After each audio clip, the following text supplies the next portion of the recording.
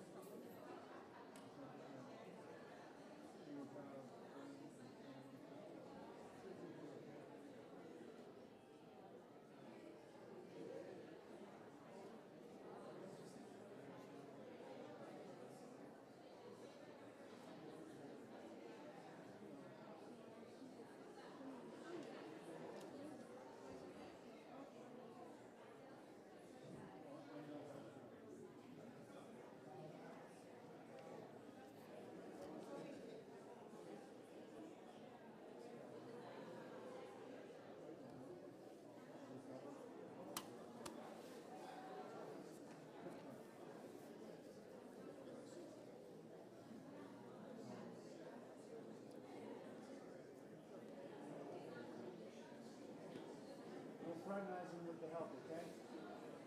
What date? Am I interrupting? Sorry. Not at all. Okay, good. I want one.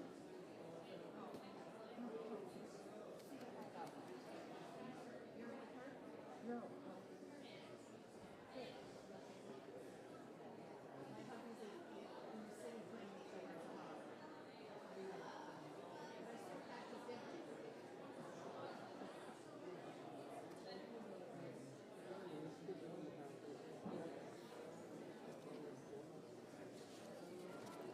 So we do this one.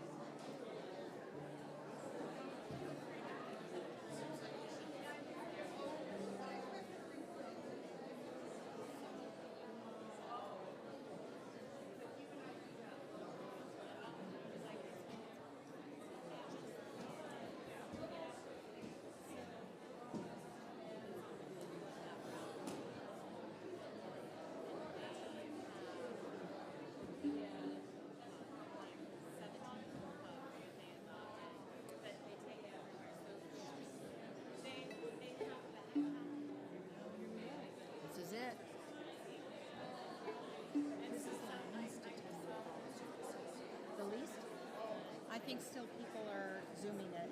Yeah.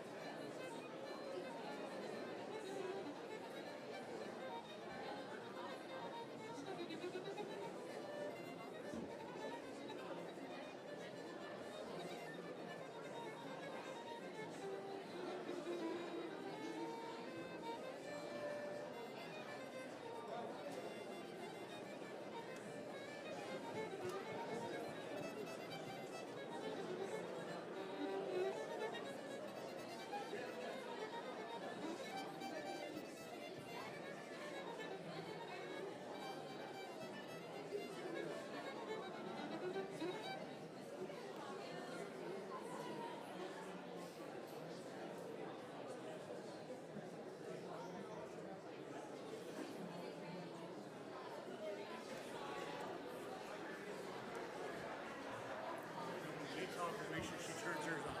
'Cause hers is off right now. Okay. Okay. I told you I set up, but you didn't listen to me. I've been doing this way too long to know all the rules. I told her not to. You good? Anybody's readings for tonight? Like, who's doing what? Copies?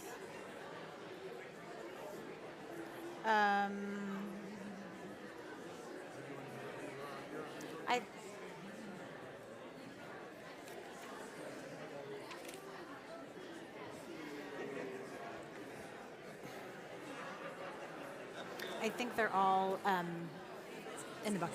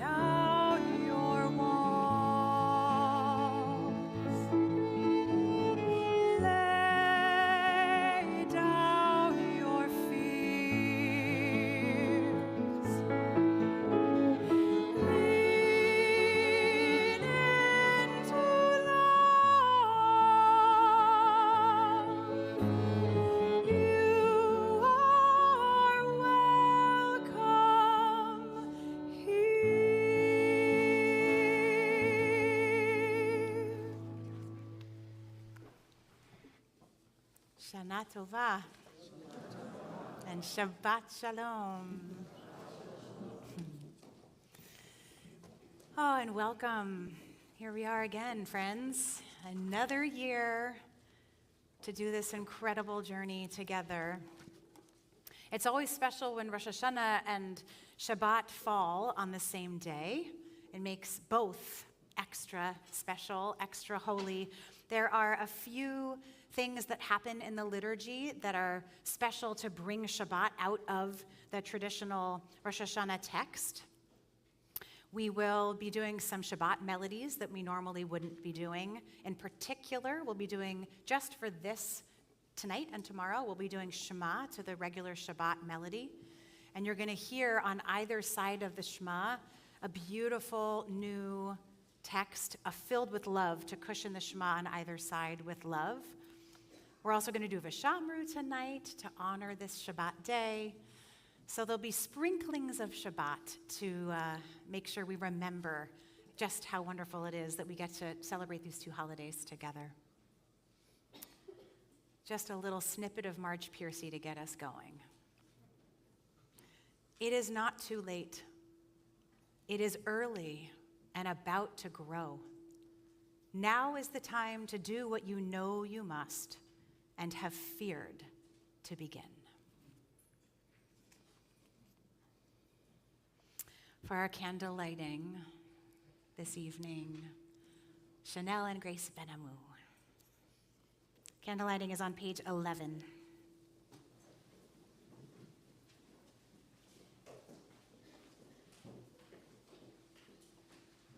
Tom, I'm hearing a little feedback on my mic. Thank you.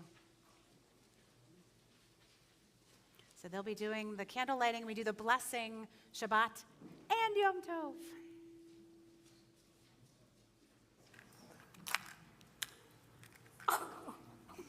Hang on. Only so many matches. I'll try.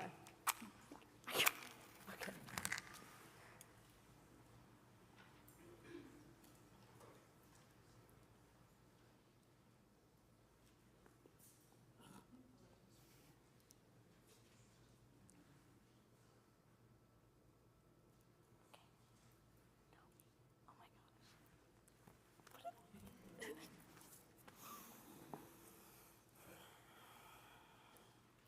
Baruch atah Adonai, Eloheinu melech haolam, asher kitshanu b'mitzvotav, v'tzivanu le'adlik ner, Shel Shabbat v'shel Yom Tov. And then we'll join in the words of the Shechianu together, since it's a miracle that we're in here in this room together this year again. Baruch atah Adonai, Eloheinu melech haolam, she'echianu v'kiyemanu v'higianu lazman hazeh. Turning to page 16 and 17.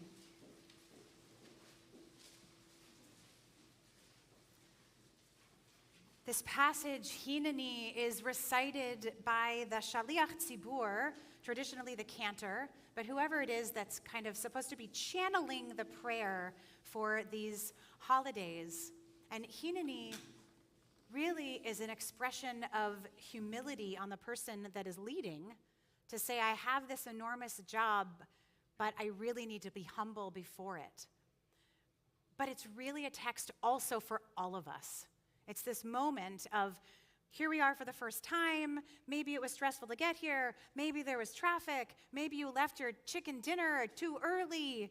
Maybe a lot of people aren't here that are normally here that'll be here tomorrow. How do we get grounded so we can all really take what is meant to be taken and experienced out of this short beginning kind of launch of the holidays together. So we're going to read this in English, and then I'm going to chant it both for myself, to ground myself, and for all of us to be able to just breathe and get present and remember that it's not all tonight, right? Tonight begins, we light the match, we light the spark, and it takes us all the way to Ne'ilah at the end of Yom Kippur.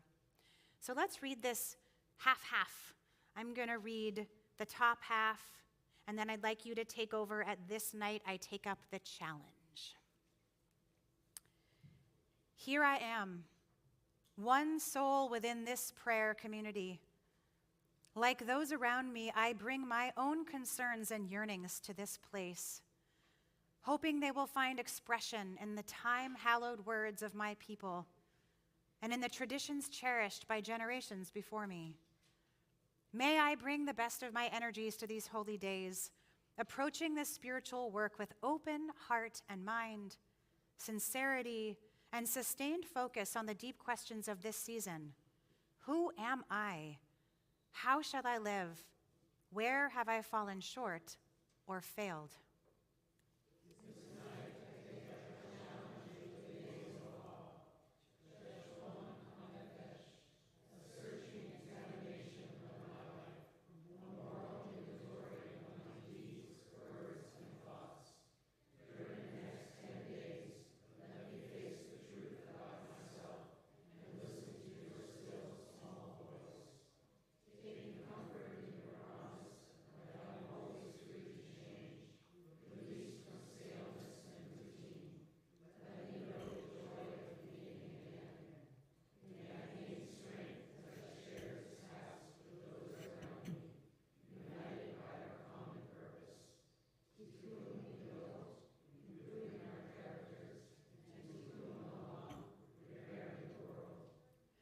Now prepare myself to pray, one soul amidst this holy congregation. Heenani,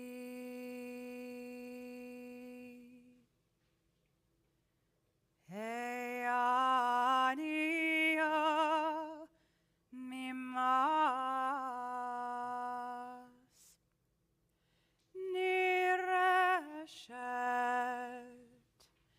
ונפחדת מפחד,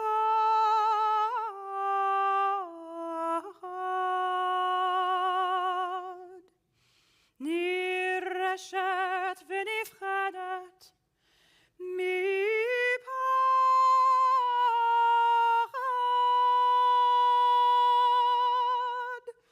יושב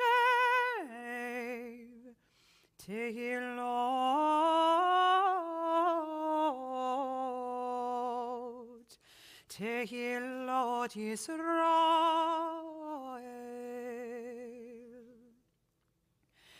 באתי לעמוד ולחנן לפניך ולחנן לפניך על עמך ישראל אשר שלחוני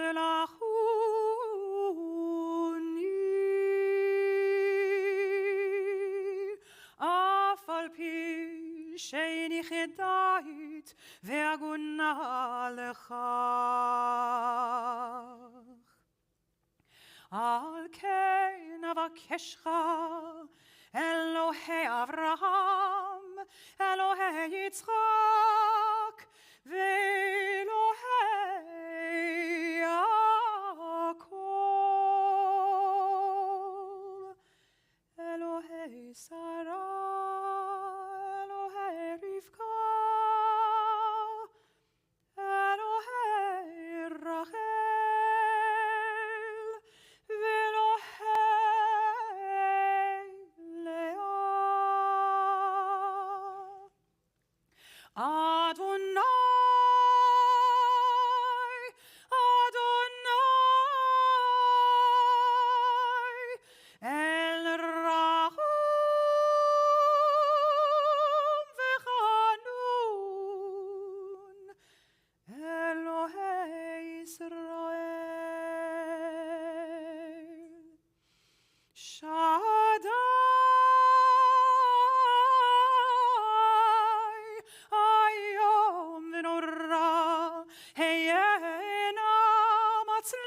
דרכי, דרכי, אשר אנוכי הולכת לעמוד,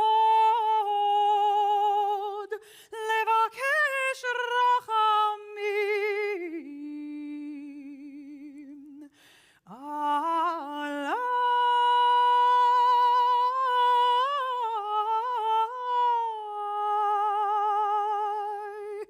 ועל שולחי.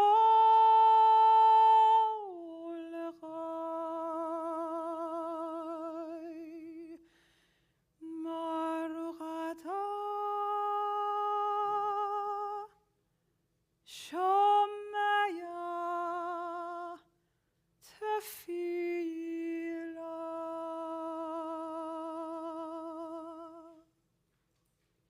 Blessed are you, the one who hears prayer. On page 19, we declare the new year, Eloheinu ve'Elohei avotenu ve'imotenu, yehi ratzon shenizke levirchotecha, bishnat chameshet alafim ushva me'ot shmonim ve'arba, our God and God of our ancestors. May we know your blessings in the year 5,784. Eternal One, bless us and the whole house of Israel with renewed life, happiness and peace, comfort and courage, resilience and strength. May the words of our heart be acceptable to you. In the new year that stretches before us, we are forever grateful for the gift of life. On page 20, we rise in body or spirit for the Baruch Hu.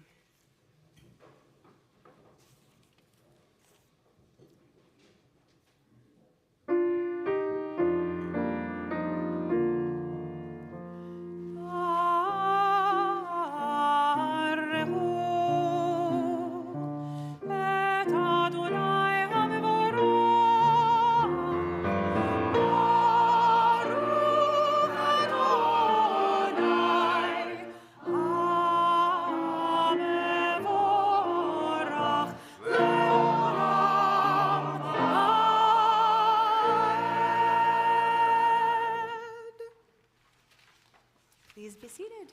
On 23, our immediate past president, David Ratner, is going to read at the bottom of the page this poem in lieu of the traditional Ma'ariv Aravim text.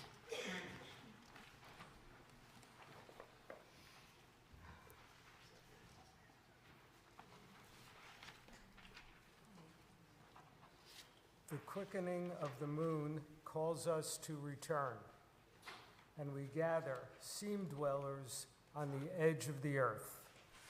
As the sun lowers itself into the sea, introspection rises. A sliver cracks the heart of the firmament, the vast blackness, an invitation to write ourselves anew. Baruch atah Adonai Hamariv Aravim.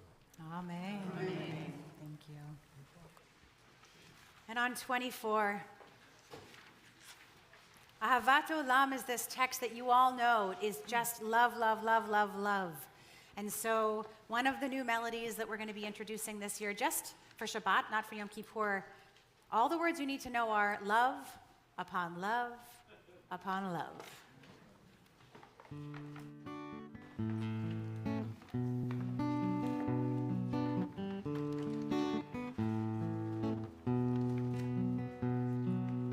Love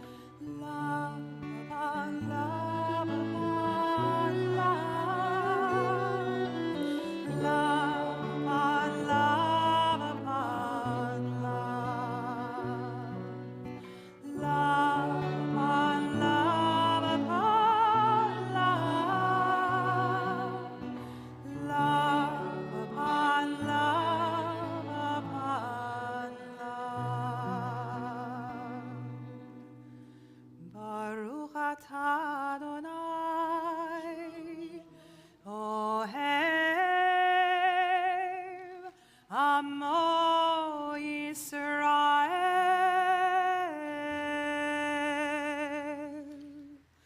Shema Yisrael, Adonai Eloheinu, Adonai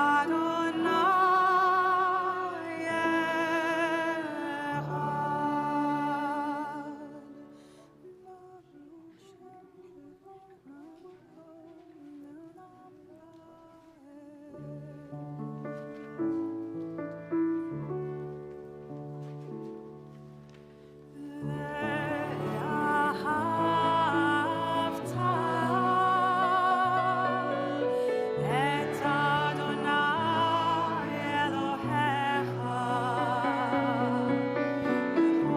b'chol לבבך ובכל נפשך ובכל מאודך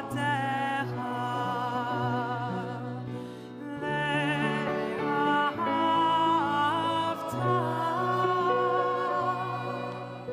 את אדוני אלוהיך בכל לבבך ובכל נפשך ובכל מאודך.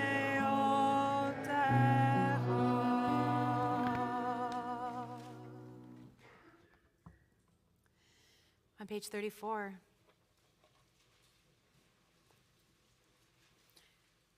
This moment of Mi Chamocha, every time we reach this moment,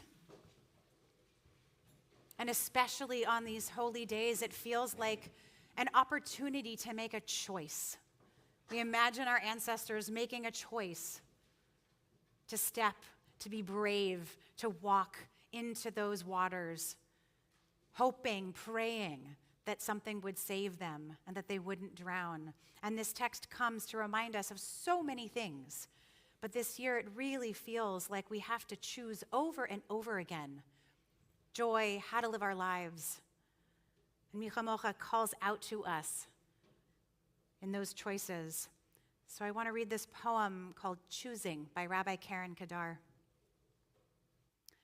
There is a moment in time when you see a flash of light, or feel a slight wisp of wind, or notice a momentary pause as if the world is holding its breath. And then suddenly at that moment, your life comes into focus. And it is that very moment that beckons you to take a turn in the road and step on a path that leads you to the truth of who you are. And in the moment, in the light, in the whisper of wind, in the pause, you have a choice that can change your life forever. You can choose to live, to really live, or to simply get along. Choose to live. Mi Chamocha. Mi Chamocha b'elim Adonai, Mi Chamocha nedar b'kodesh, Yorot tehilot, Osef ele, Osef ele.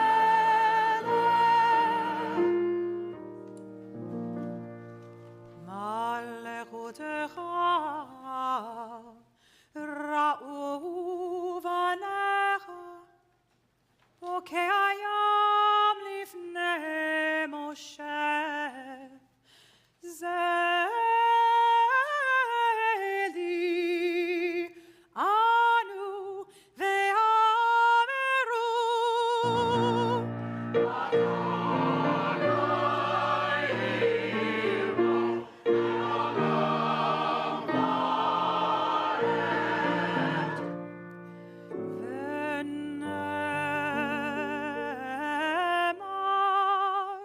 כי פדה אדוני את יעקב וגאלו מיד חזק ממנו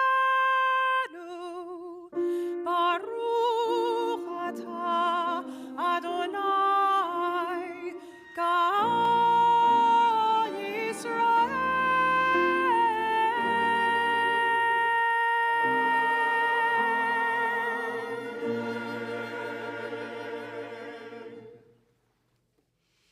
And to lead us into the Hashkivenu, Mona Epstein is going to read on the top of page 37, a kavanah, an intention for us.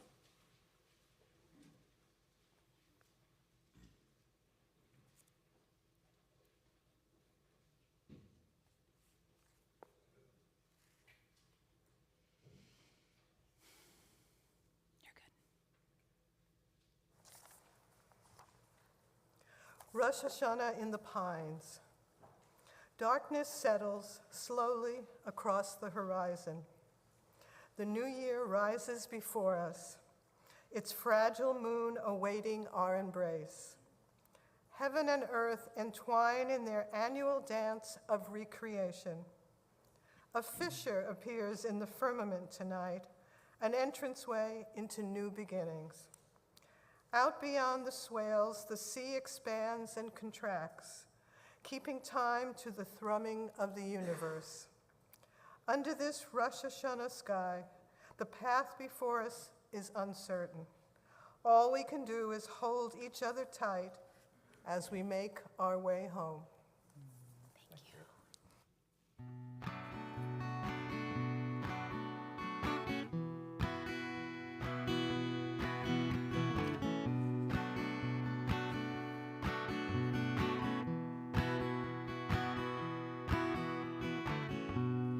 Hashkivenu Adonai,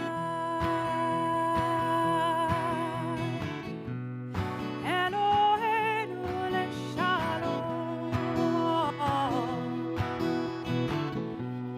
Hamidenu shomereinu lechaim,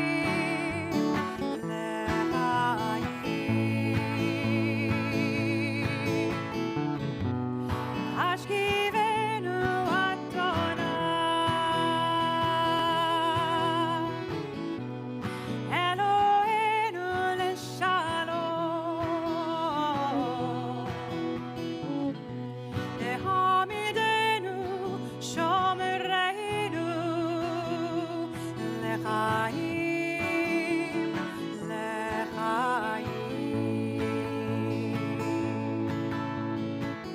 Ufros Aleinu sukat shlomecha, v'taknenu b'etza tova milchanecha, v'hoshienu leman shemecha.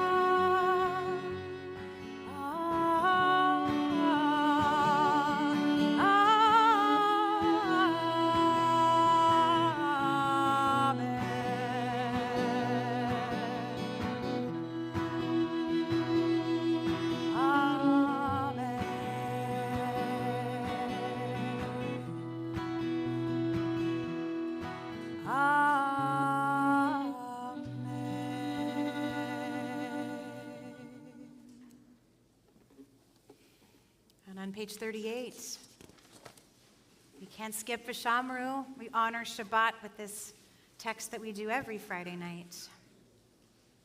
Our covenant with Shabbat.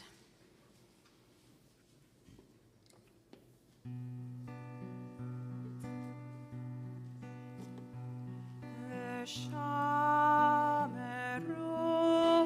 b'nei Yisrael et HaShabbat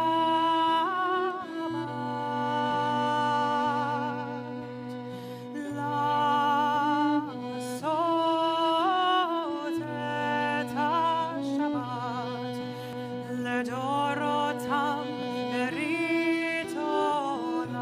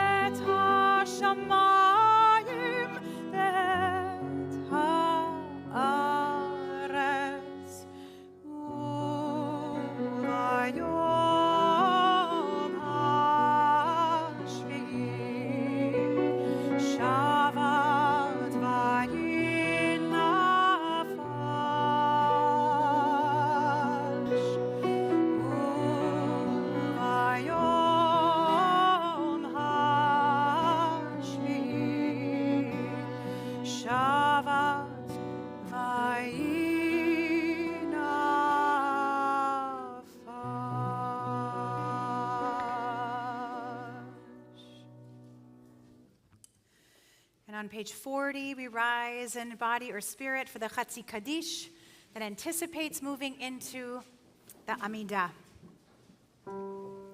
יתגדל ויתקדש שמי רבה בעלמות יברך חירותי וימליך מלכותי בחייכו וביומכו ובחיי כל בית ישראל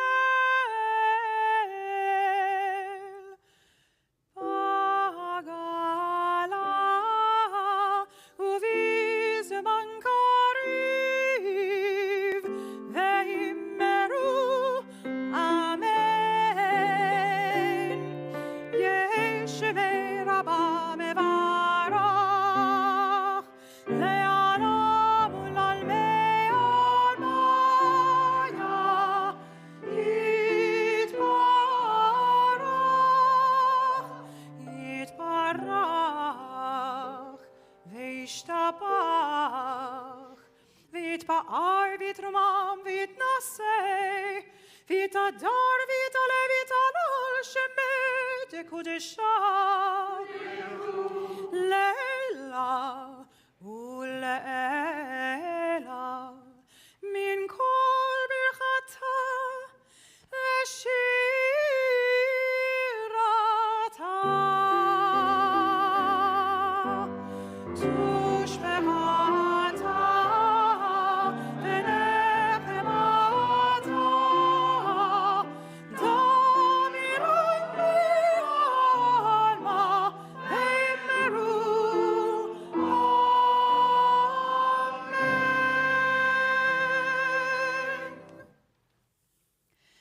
For the Amida this evening, our first Amida of many over the next 10 days, I invite you to mostly pay attention to what comes up for you tonight as opposed to tomorrow, as opposed to Kol Nidre, as opposed to Nila, right? We're going to keep saying these words and singing these melodies. It's a mantra for our hearts and souls. So for this very first one, where are you tonight? How are you tonight as you begin this magnificent time? We're going to do the first couple of blessings out loud, and then we're going to get quiet, quiet, quiet for your own silent meditation. A little bit of Mary Oliver to get us there. It doesn't have to be the blue iris. It could be weeds in a vacant lot or a few small stones. Just pay attention. Then patch a few words together, and don't try to make them elaborate. This isn't a contest, but the doorway into thanks and to silence in which another voice may speak.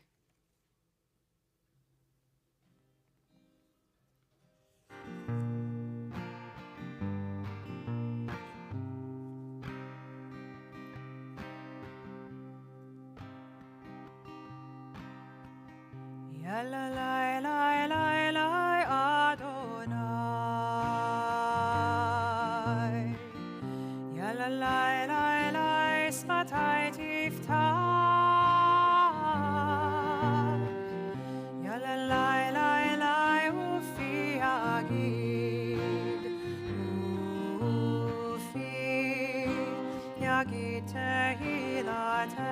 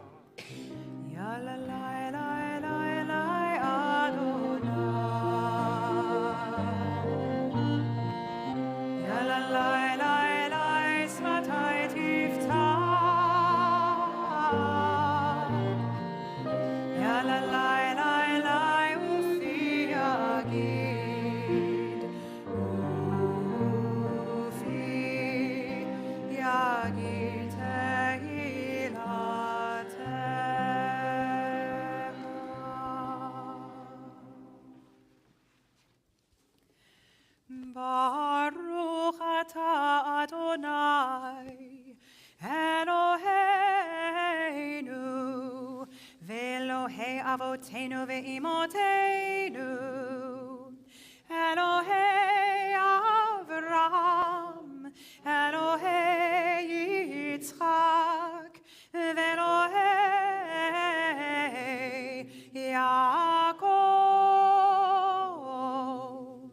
Elohei Sarah, Elohei Rivka, Elohei Rachel, ve'Elohei Leah, Ha'el Hagadol, Hagibor v'Hanora, El Elyon,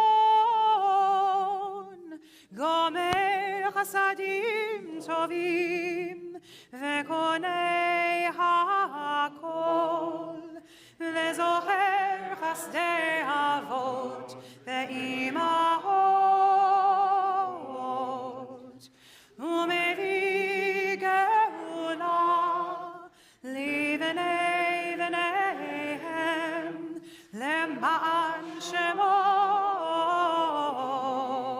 Be'ahava.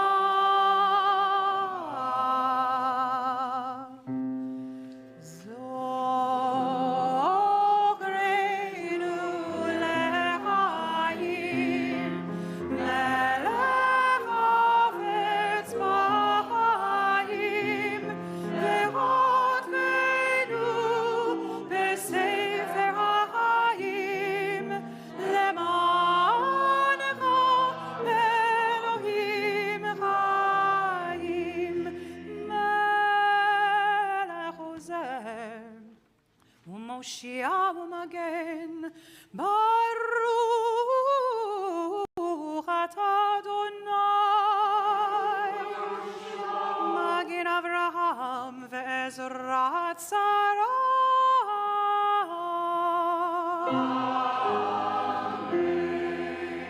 אתה גיבור לעולם אדוני, מחיה כל אתר רב להושיע. מחגן חיים בחסד, מחיי יעקב רחמים רבים, סומך נופלים ורופא חולים, ומתיר אסורים,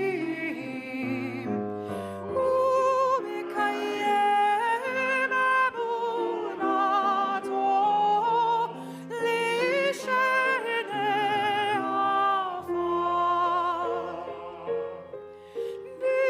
כמוך בעל גבורות ומידות מלך, מלך ממית ומחיה ומצמיח ישועה. מי כמוך אל הרחמים, זוכר יצוריו לחיים מרחמים, ונאמן אתה להחיות הכל. ברוך אתה אדוני, מחיי הכל.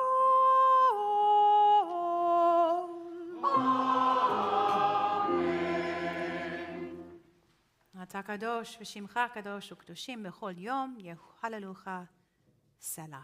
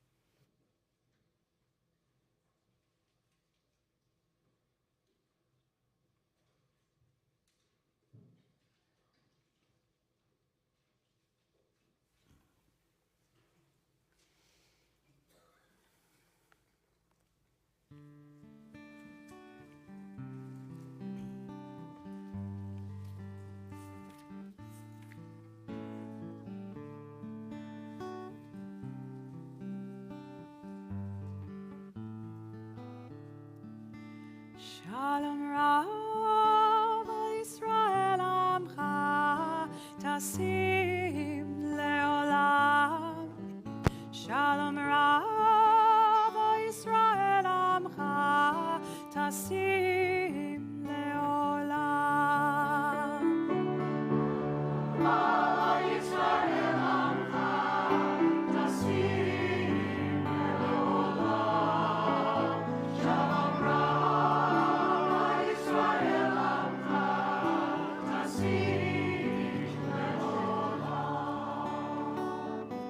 Ki ata hu melech adon le'ol shalom.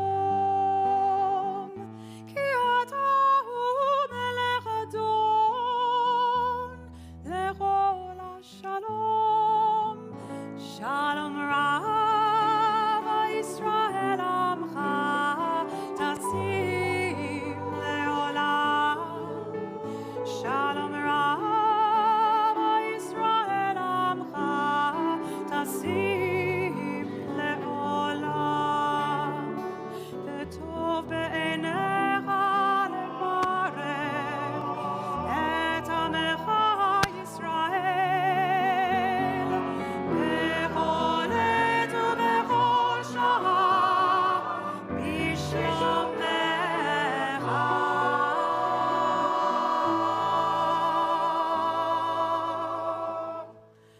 Shalom Rav Yisrael Amcha Tasim Leolam.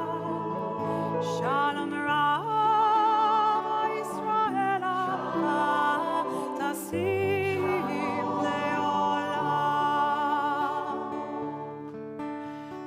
Besefer Chaim bracha v'shalom u'parnasa tova tova. Nizacher v'nikatev lechanecha anachnu v'chol amecha Beit Yisrael lechaim tovim ul'shalom. Baruch atah Adonai osei hashalom. Baruch atah Adonai osei hashalom.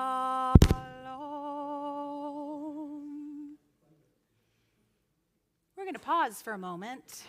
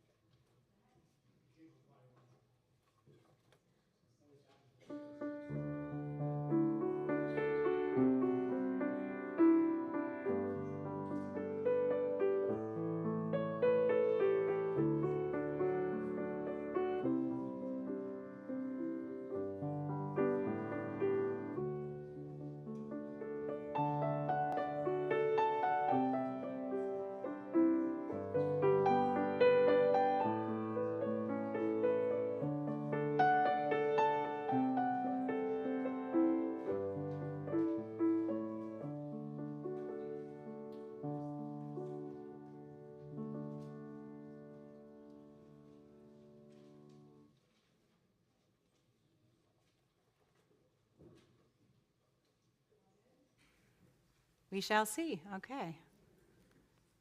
It's funny, I was using a different kind of headset than we've ever used before, and I didn't like it.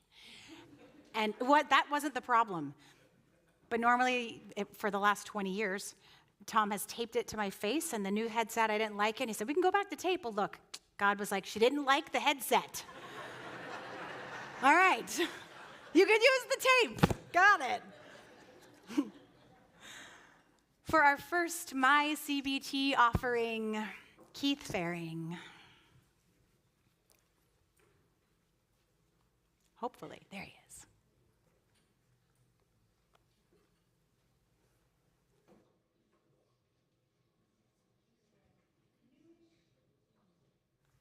How long have you been a member of our community? A little over a year. New and beloved member of our community. He'll be right here.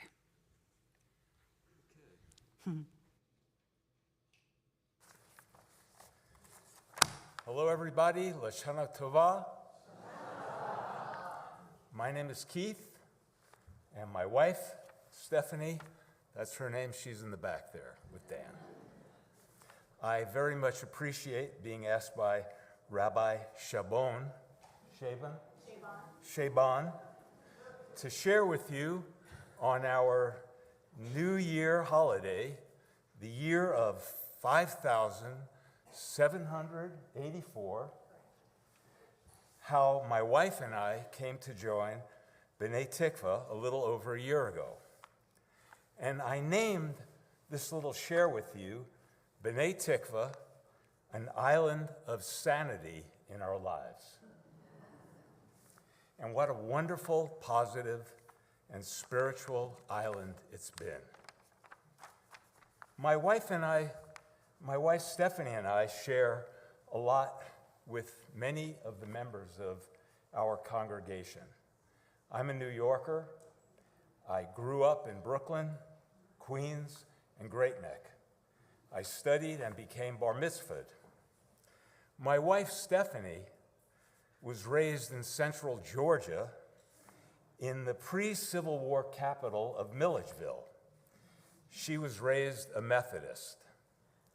We were married by a Southern Methodist minister in Stephanie's beautiful home on Lake Sinclair.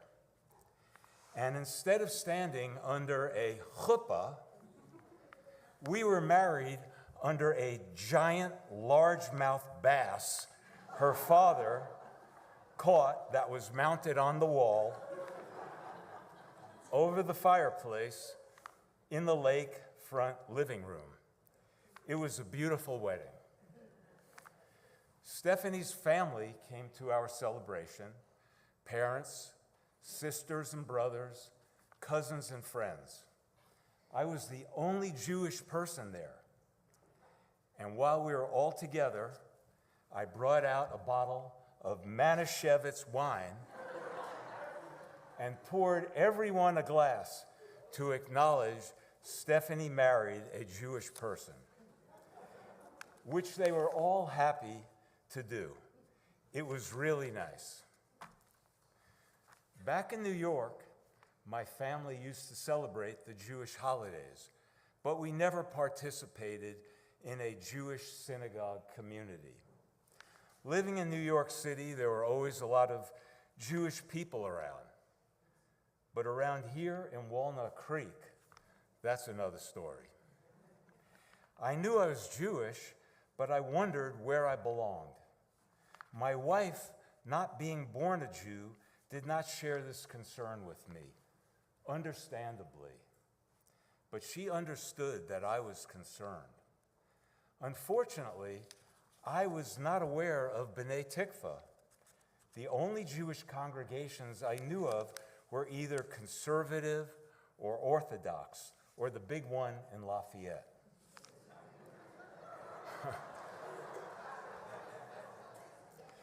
But I knew they were not for me. I really wanted to belong to something. So I'm 75 years old now. I lived in Walnut Creek for about 40 years, and I've never in my life been a member of a synagogue community anywhere. How we came to B'nai Tikva is almost like a biblical story where a dream is fantastically answered. We were on some kind of email list, and one night, my wife and I were watching a presentation of different Bay Area cantors. And they were all singing on Zoom. It came to us through Zoom. They were all very good. Some were excellent, but in general, they were all really good. There was a cantor from B'nai Shalom, one from Berkeley, and there were some other ones too. And then there was Rabbi Shebon.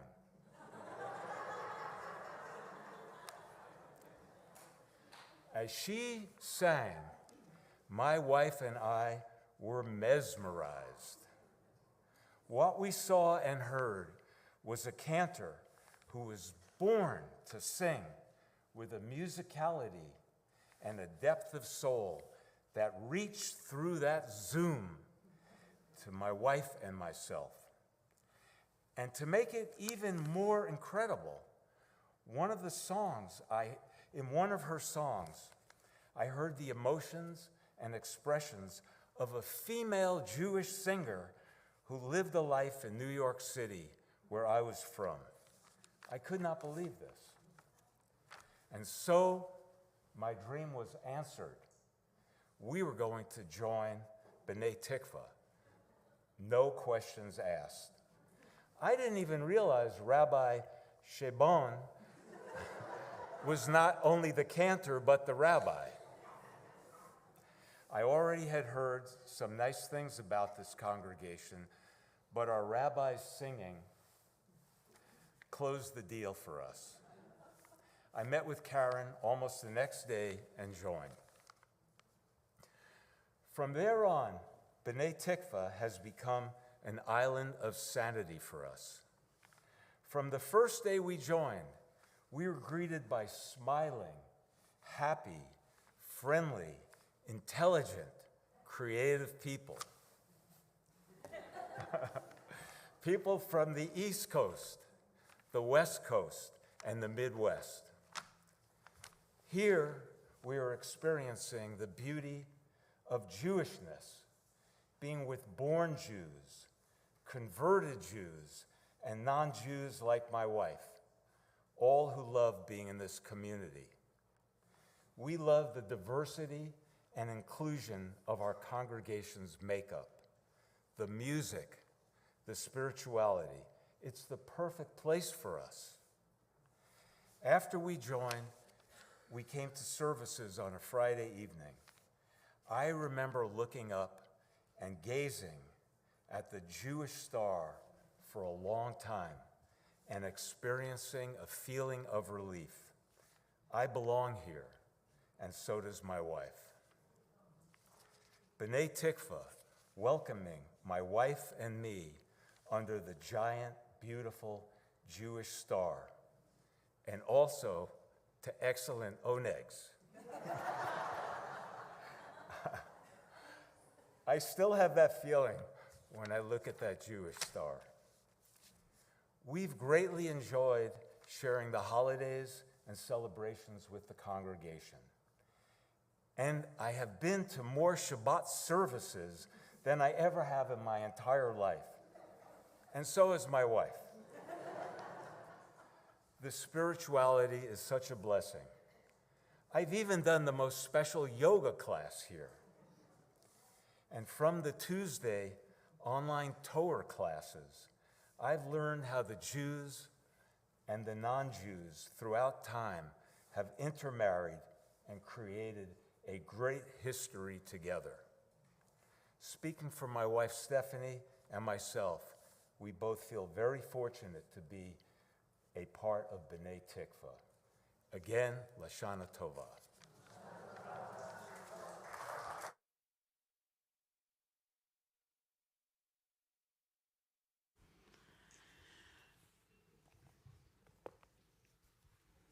Oh, that was one of the many gifts that Rabbi Gutterman gave us. Page 76. Avinu Malkeinu, the first of the season. It is actually not traditional to say the words of Avinu Malkeinu on Shabbat because it is a plea, and on Shabbat you're not supposed to ask for anything. You're supposed to just be satisfied with what you have. So if you're a community that celebrates 2 days, you don't do Avinu Malkeinu on Shabbat, and you do it the second day. But because we celebrate 1 day and it's falling on Shabbos, we are absolutely going to be saying these ancient words together. Sharon and Ron Brown are going to open the ark for us. If you would all please rise and body your spirit.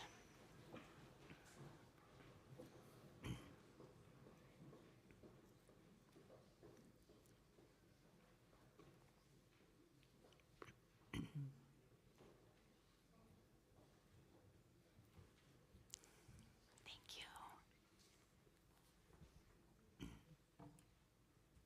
There you go.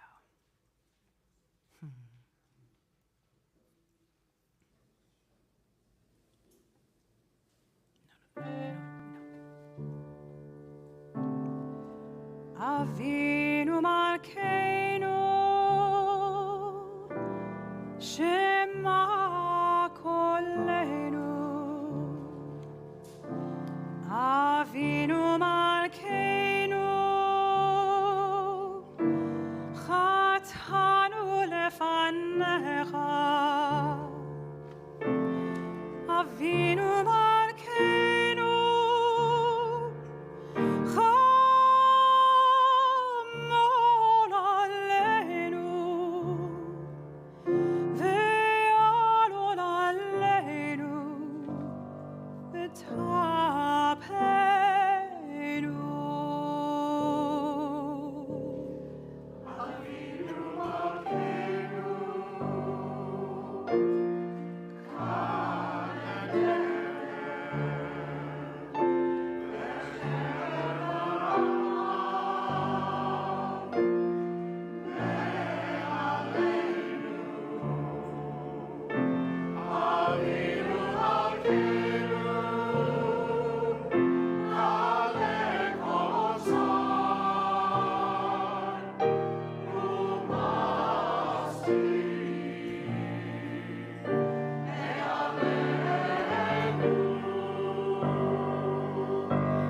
Avinu Malkeinu,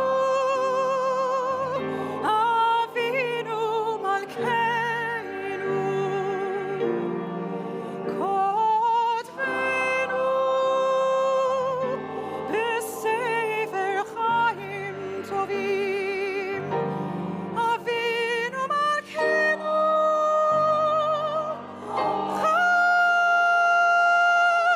Chadesh Aleinu, Chadesh Aleinu, Shana Tova. Avinu Malkeinu,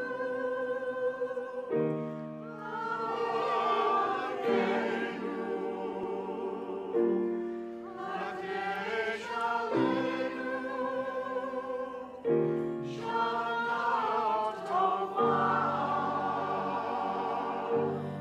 Avinu Malkeinu, Shema Koleinu, Shema Koleinu, Shema Koleinu.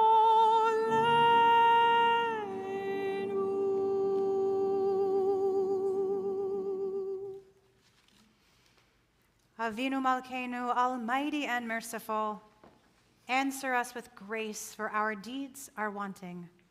Save us through acts of justice and love.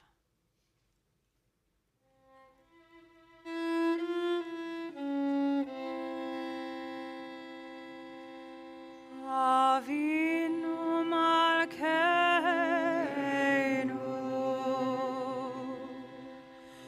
Aleinu v'aneinu.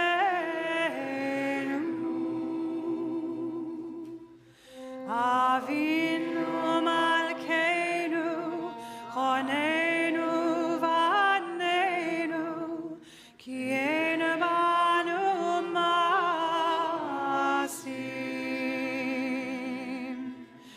Aseh imanu,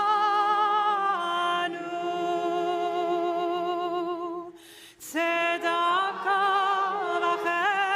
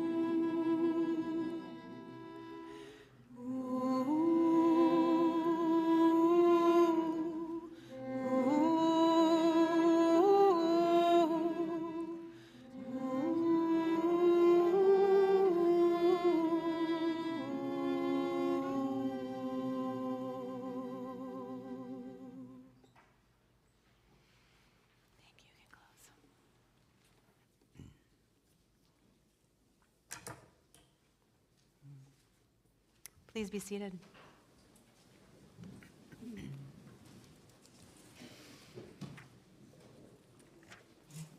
If you noticed the new cover in the Ark, it's not just a new cover, it's also a new Torah.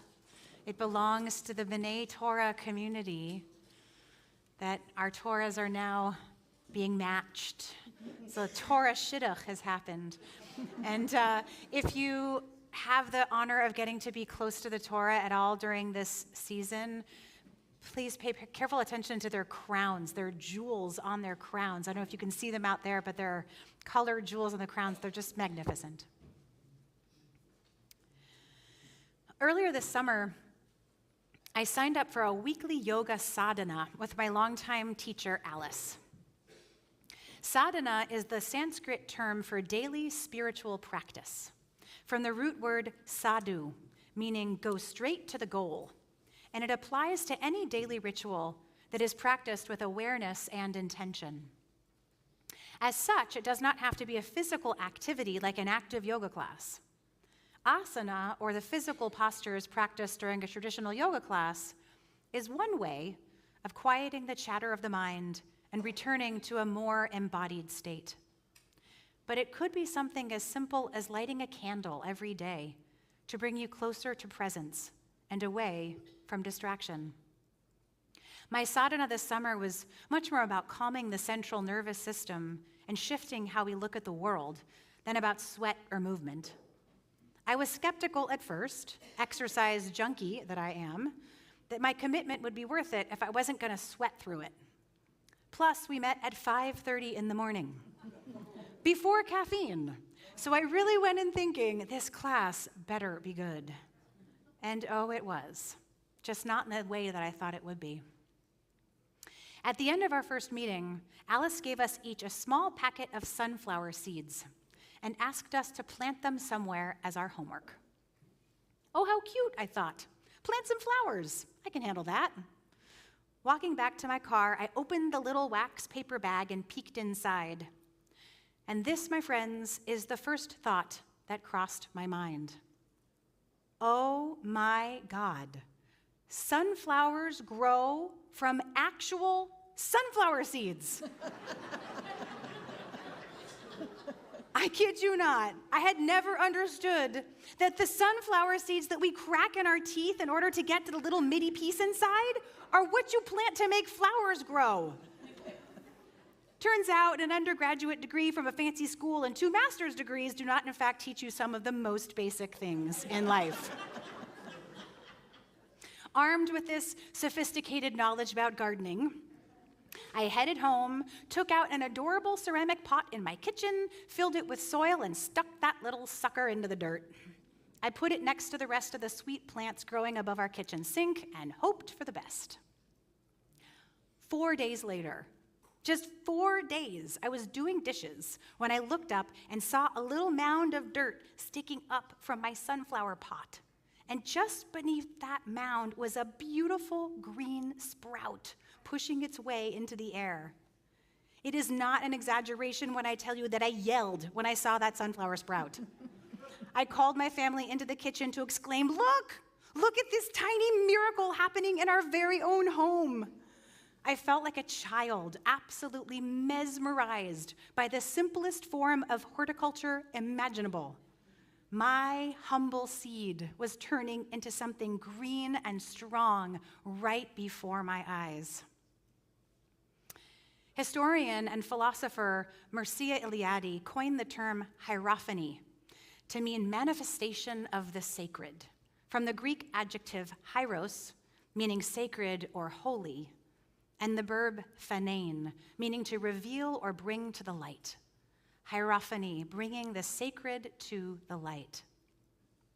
According to Catherine May in her marvelous new book, Enchantment, Awakening Wonder in an Anxious Age, when we make a tree or a stone or a wafer of bread the subject of our worshipful attention, we transform it into a hierophany, an object of the sacred.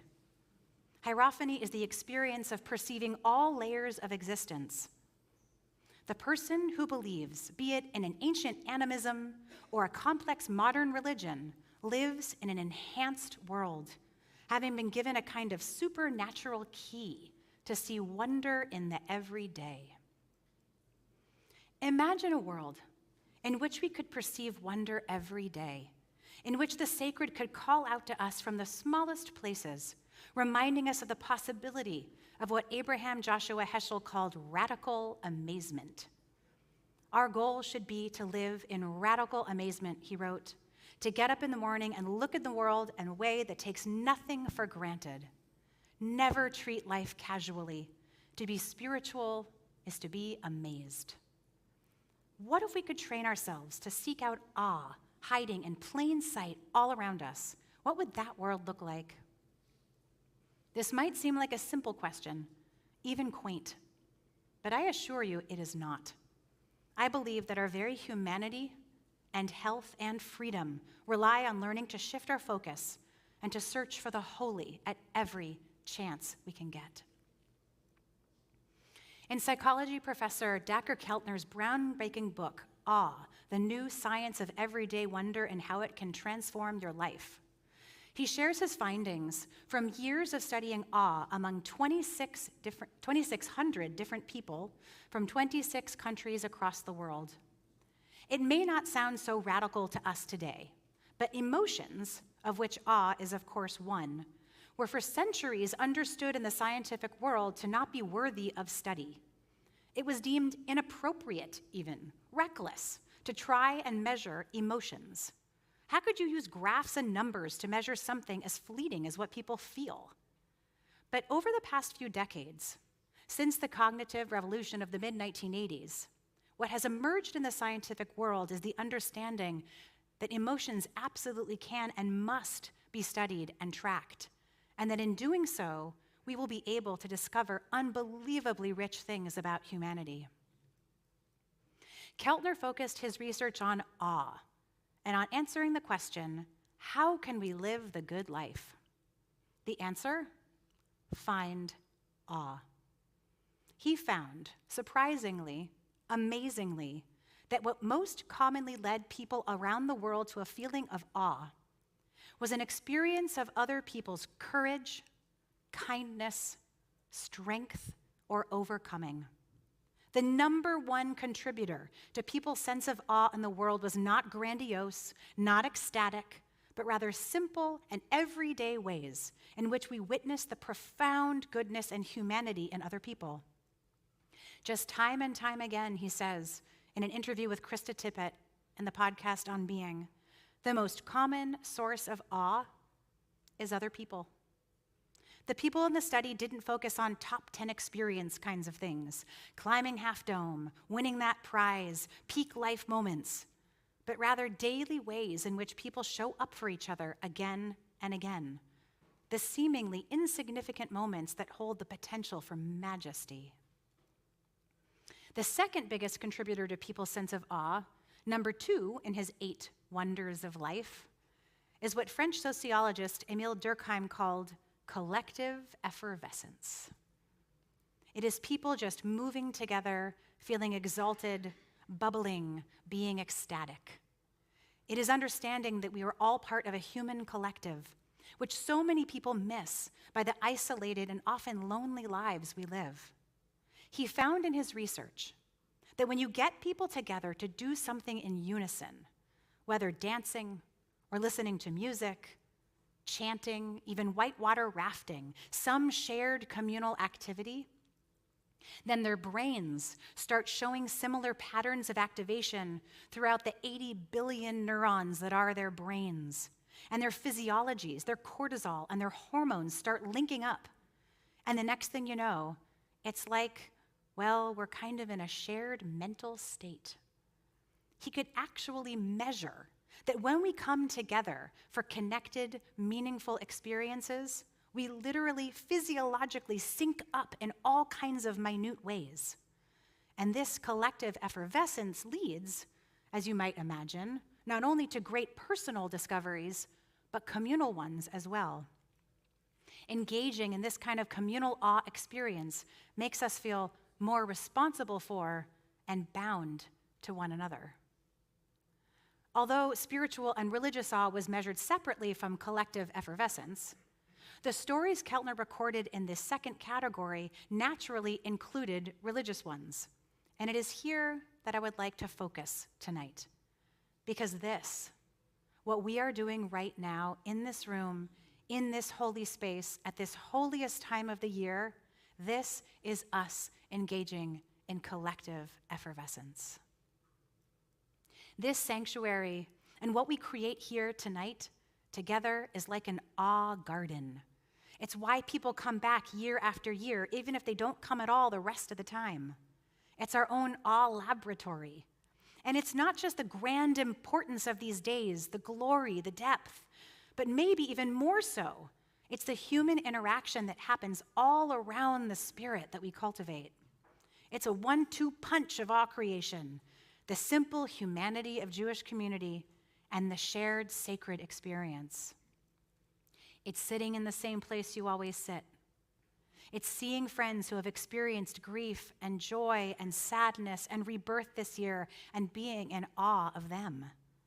It's singing our ancient melodies, no matter what your voice sounds like, because your neighbor is doing it, the one who has sat right there for years, or the one you don't know who just joined our community, or even the one who annoys you or who believes things about the world that you find totally distasteful. Even that person will contribute to your awe because of the sheer beauty and humanity of this whole religious enterprise that we're engaged in right now. It is a foundational belief of mine that the awe and wonder that we create together here has the potential to save our lives, and that much more than our synagogue budget is at stake if we do not guard and protect and nurture what we are creating here as if our lives depended on it. Perhaps you've heard of them, the nuns, N-O-N-E-S, not the other kind of nuns. The term for the almost 30% of Americans who say they have no particular religious affiliation. The people for whom, for reasons both varied and complicated, do not feel drawn to the church or synagogue or mosque in their lives. They were traumatized by their religious upbringing. They don't believe in the God of the Bible, or they aren't sure, or they're just God curious, and is that okay? They're spiritual and not religious. They would rather find their spiritual sustenance from yoga or music or the redwood trees. Whatever the reasons, the nuns make up a large percentage of our population, which has us religious professionals thinking long and hard about the value of what we have to offer. You all know that I deeply believe in God and spirit and congregational life, so I believe with all my being in what we're doing here. I don't need to be convinced of the value of what we're creating in this collective human experience. And most of you probably don't either, but some of you, and many, many others who are not attending Rosh Hashanah services tonight, do not see the value in this powerful communal journey.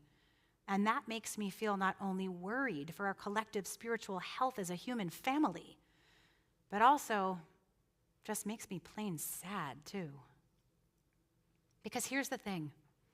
For all the politics and imperfection of any religious institution, I believe that at the root, the basic goals of every religious community are essentially the same: to help one another cultivate kindness, compassion, integrity, justice, faith, and of course, awe. To be reminded that we are bound to one another, that we belong to each other. Religious traditions at their best are the pseudo-originators of the awe practice. Chant, liturgy, service to others, the sacred geometry, the whole mosaic of a religious communal practice is based in cultivating awe. It is, to quote Krista Tippett, a compass for what matters. Indeed. Ideally, what we are doing here is creating a compass for what matters. It is what Keltner calls moral beauty, a container to help one another seek the sacred, to cultivate hierophany together, and to live up to the best in ourselves. It is as Catherine May describes it when she says, "More and more I crave being part of a congregation, a group of people with whom I can gather to reflect and contemplate, to hear the ways that others have solved this puzzling problem of existence. Most of all, I want them to hold me to account, to keep me on track, to urge me towards doing good. Holding spiritual beliefs on my own is lonely. I want to be part of a group that makes me return to the ideas that bewilder and challenge me. My God, so do I. I want us to remind one another of the sheer power of the simple humanity of being here together during these holy days, because what we are doing here is both extraordinary and mundane, both collective effervescence and simple humanity. Extraordinary in the weight and significance of this day, this moment, this season, and mundane. And then what is happening here is no more than what is happening for all Jews all over the world today. The act of showing up connects us not only to ourselves and to one another in this room, but also to Jews across space and time, making this moment both imminent and transcendent, both universal and unique, created just for us right here, right now, the mystery unfolding as we live and breathe. The juxtaposition of the mundane and holy, the old and young, the inherent intersection of people who share wildly opposing beliefs about American politics, about Israel-Palestine, about climate change. All of the ways in which we experience community together in our shared humanity leads us beyond the small circles of belief that we would be in danger of inhabiting if we did not choose in to religious community. And the fact that we get all that and awe, all that and an ever-widening perspective of what it means to belong to each other, this is why our synagogues matter. This is why it is so critical that you are here tonight and tomorrow and in 10 days and in 10 years. A few weeks ago, I left on a Sunday afternoon for my yearly high holiday sermon writing retreat at Stinson Beach. It always takes me a few hours to unwind when I arrive, so I drop my bags at my little inn and walk down to the beach for a walk. And ooh boy, it was Stinson and all her Sunday afternoon glory. The sun was out and the beach was packed. Footballs and frisbees and teenagers trying to drag each other into the water, squealing, and bikinis and dogs and music blasting and boogie boards and surfers and people walking along the water's edge. It was intense. So I walked and walked, hoping to come upon an open stretch of beach. And instead, I came upon a shipwreck on Stinson Beach. There was a sailboat on its side in the sand, several feet deep, the contents of the ship expelled out onto the sand all around it. It was wild, and in all directions, people just went about their business like it was the most normal thing in the world, a washed-up sailboat on Stinson Beach. I did not understand what I was seeing, and no one seemed to even notice that it was there. And then, on my last night, I went back to the beach to walk at sunset. The beach relatively empty, just a few couples on picnic blankets and the last families whose kids could just not bear to go home. And there it was again, the shipwreck. Except this time, there were a few guys standing around it, ready to work, in boots and fleeces and gloves, holding big shovels and thick planks of wood. This time, I stopped to ask what was going on with the sailboat. And this guy tells me that one of the men there lives on the boat, and it had washed onto shore 3 weeks before, and he hadn't been able to get it back up again and into the ocean. 3 weeks, his whole life, all that he has in the world, and he cannot solve the problem of righting his house by himself. So these strangers, one of them an engineer, have come to try and help him get his boat back onto the water so he can get back to his life. Let me tell you, I knew at that moment that what I was witnessing was the spark of awe shining brightly in my path that evening, and wonder, and my God, grace. I love that word. I love grace. Many Jews think it's a Christian concept, but it isn't. Grace, chen, goodness moving through human beings, hierophany, the divine emerging and urging us to be the very best people we can be. If that was not a little bit of God's presence shining down at sunset on Stinson Beach, I do not know what it was. And so, friends, here is my charge for us all in these next 10 days and beyond. When in doubt, when in grief, when in a time of narrowness or constriction, when in need of breath or perspective or just plain air. Go on what Keltner calls an awe walk, turning your gaze both within and without to change the inner landscape of your being. He describes in his book the experience of losing his brother to colon cancer. His brother, who was his best friend in life, just 14 months apart, the person with whom he had gone through every important milestone and adventure in life, his fellow awe-seeker on this planet. And when his brother died, Keltner lost his connection to awe. This man who had devoted his entire academic and professional career to researching and cultivating it, the world was suddenly aweless. He couldn't feel it without his brother. So he made it a practice to go and look for it every day, to look for things that amazed him, big and small. And you know what? It worked. He was able to reconnect the thread that had been torn apart by his brother's death by looking up and out and down and around and everywhere in between. He never stopped missing his brother, of course. His grief did not abate.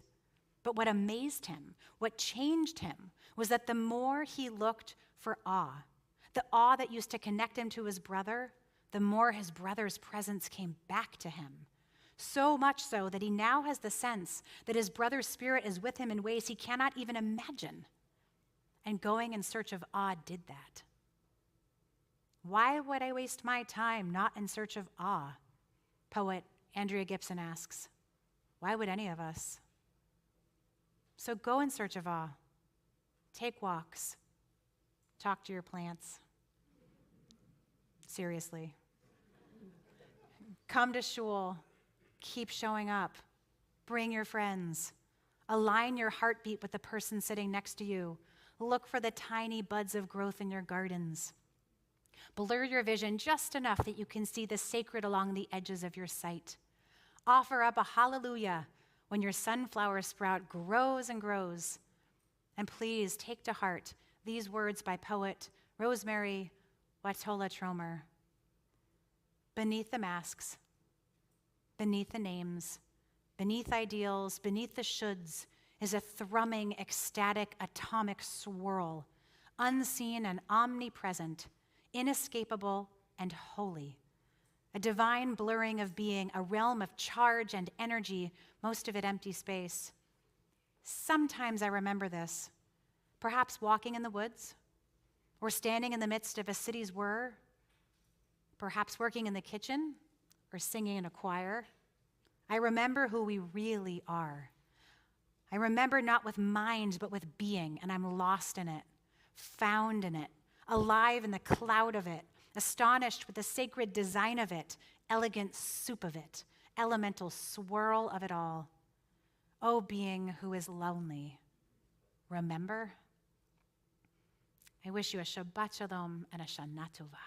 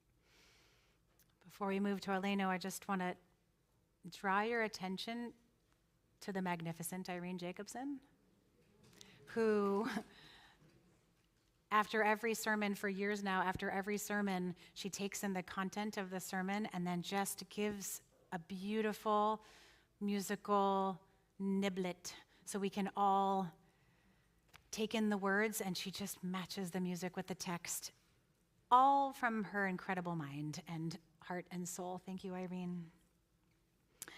On page 82, Aleinu and Nat and Bernadette are going to open the ark doors.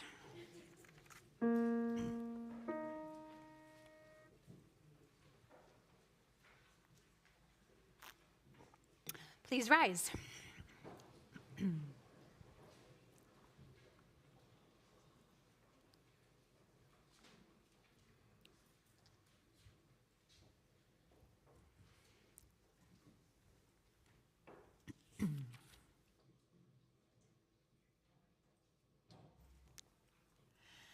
Aleinu leshabeach la'adon hakol, לתת גדולה ליוצר בראשית, שלא עשנו כגויי הארצות, ולא שמנו כמשפחות האדמה, שלא שם חלקנו כהם, וגורלנו ככל המונם. ואנחנו קוראים ומשתחווים ומודים לפני מלך מלכי המלכים הקדוש ברוך הוא. ונאמר והיה אדוני למלך על כל הארץ ביום ההוא, ביום ההוא יהיה אדוני אחד, ושמו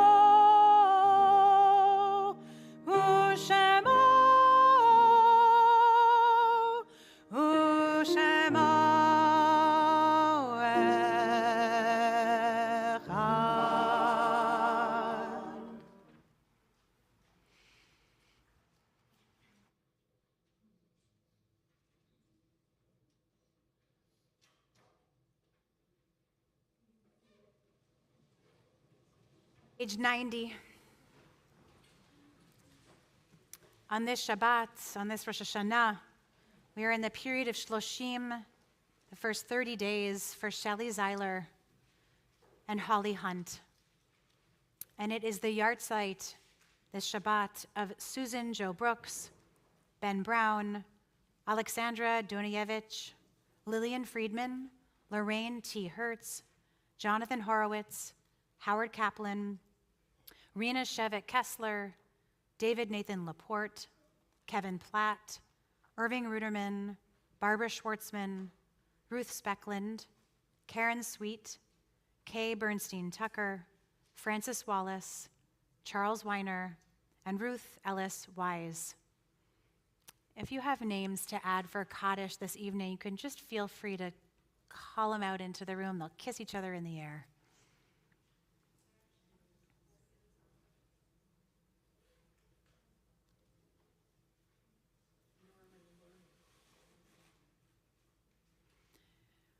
If you are in mourning or observing a yahrzeit, I invite you to rise. And know that our community anchors you in your mourning. If it is your custom to rise along with the mourners, you're invited to rise now. Yitkadal v'yitkadash shemei Rabbah.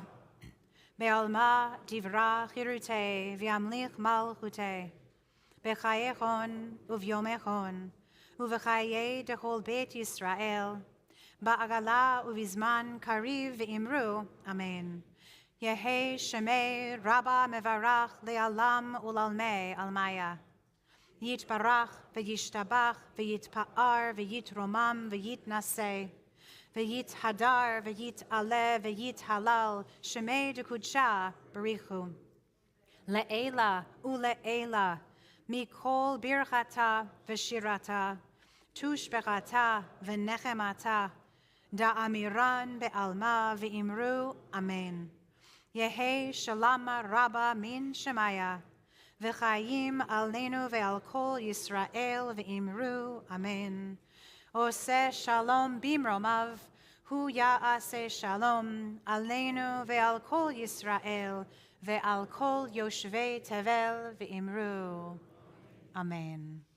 Please be seated. Oh, do you want to invite him? I'd like to invite Yuri Grinstein, a new member of the board, to do announcements this evening. Lori is sharing the honor with our new board members.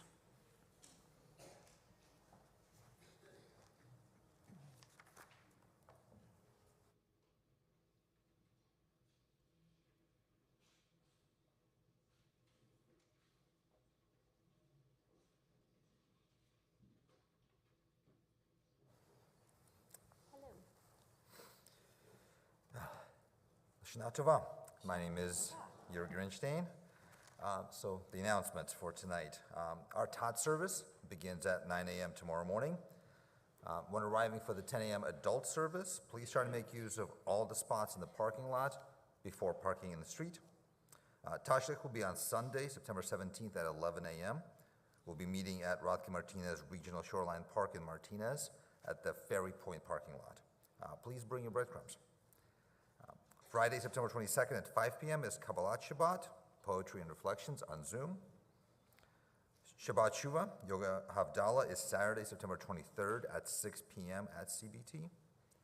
Kol Nidre begins at 7:30 p.m. on Sunday, September 24th, here at St. Matthew.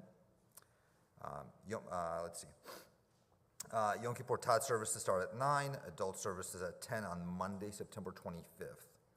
If you are joining us for Potluck Break the Fast, please make sure you sign up to bring something. The sign-up link is in the Monday email. For many years now, we'll be holding our annual High Holiday Food Drive on Yom Kippur to benefit the Contra Costa Food Bank. Please take a shopping bag and fill it with non-perishable food items. Food barrels will be here at St. Matthew on Yom Kippur, or you can drop your donations off at the synagogue through Sukkot. If you prefer to make a monetary contribution, please take the flyer next to the bags in the lobby when you drop off your Machzor. Thank you so much to the Social Action Committee and Kathy Jacobs for coordinating this project. Our 24th annual restaurant walk will be held on Tuesday, October 17th from 5:30 p.m. until 8:30 p.m. Passports are on sale for $36. Flyers are in the lobby. Grab your family, your friends for a great night of eating and socializing. This year we have 21 restaurants participating. This is an easy way to support CBT. Please join us. Thank you so much to the fundraising committee once again for organizing this amazing event. Check out the table in the lobby right here for what is happening at CBT. There's lots of information to share about future programs and Shabbats. We also have sign-up sheets to get involved in the many committees at CBT. Stop by, ask questions, find out more. And finally, and this is the last one, a special thanks to Pastor Rustin, Pastor Mike, Tom Aragon, Kathy Frattini, and the membership of St. Matthew for opening their doors to us on these holy days. The beauty of the sanctuary and your generosity are particularly appreciated these first days of the new year. Thank you so much. Shana Tova. Thank you, Yuri. And keep your eyes out. We are going to once again this year do a community confession on Yom Kippur Day. We won't read the vidui in the text, but instead I'll read the confessions that you anonymously send in on the Google form. It's become a very, very powerful way for us to hear personally what everyone is holding anonymously. So that'll come in your email if you want to participate in that. I'd love to invite up Anna Silver and Lital Abrahams to do our closing song with us, two women who grew up in our community. We want to send you with our blessings and our wishes for us to always engage in this collective effervescence experience for many, many years to come.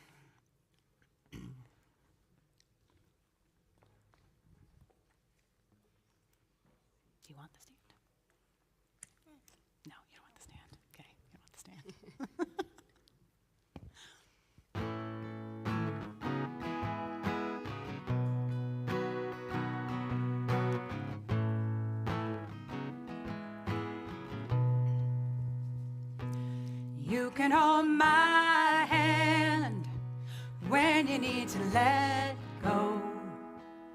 I can be a mountain when you're feeling valley low. I can be a street light showing you the way home. You can hold my hand when you need to let go. I want a house with a crowded table and a place by the fire for everyone. Let us take on the world while we're young and able, and bring us back together when the day is done. If we want a garden, we're gonna have to sow the seeds. Plant a little happiness, let the roots run deep. If it's love that we give, then it's love that we reap. If we want a garden, we're gonna have to sow the seeds. I want a house with a crowded table and a place by the fire for everyone. Let us take on the world while we're young and able, and bring us back together when the day is done. The door is always open, your picture's on my wall. Everyone's a little broken, and everyone belongs. Yeah, everyone belongs. I want a house with a crowded table and a place by the fire for everyone. Let us take on the world while we're young and able, and bring us back together when the day is done. And bring us back together when the day is done.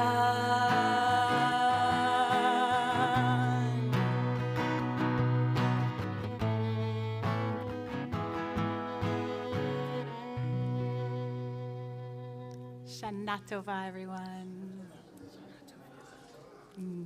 Yay!